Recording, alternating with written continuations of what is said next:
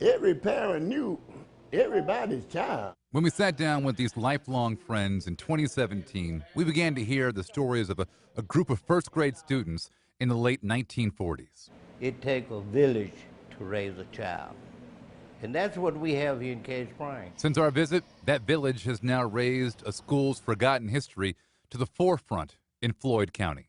I never dreamed that it was going to be restored. This classroom on a hill had been covered up with the passage of time until Joyce Purdue Smith returned to town and unearthed the history of the Fairview campus. About 10 years ago, we began a trek to restore what we didn't know to be a national treasure. You can see how they sort of mounded the dirt. The classroom, covered in vines, sat just up the hill from a lone chimney that was once attached to another school built in 1924. Booker T. Washington had the vision, Julius Rosenwald provided the funding. It was one of 5,000 schools for African Americans built in the South with seed money from the CEO of Sears and Roebuck. Down here was the Rosenwald building, and there were two individual classroom buildings up the hill, and that was the Fairview campus. Joseph Smith came on board as a preservation architect as the community began to raise money for restoration. So many times over the last 9 years, we really worried about its stabilization and whether it was going to fall or not. There was a big hole in the roof, and one wall was trying to fall out, and there was in danger of losing the entire building.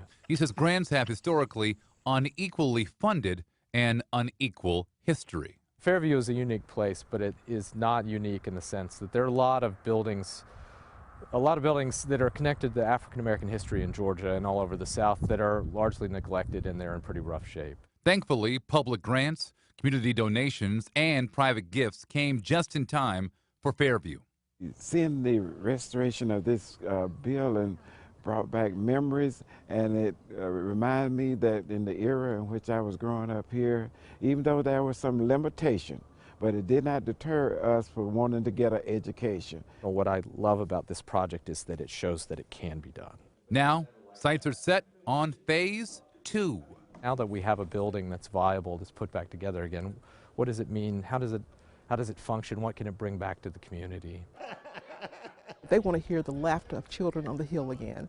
And so I plan to do everything that I can to see that their dream becomes true.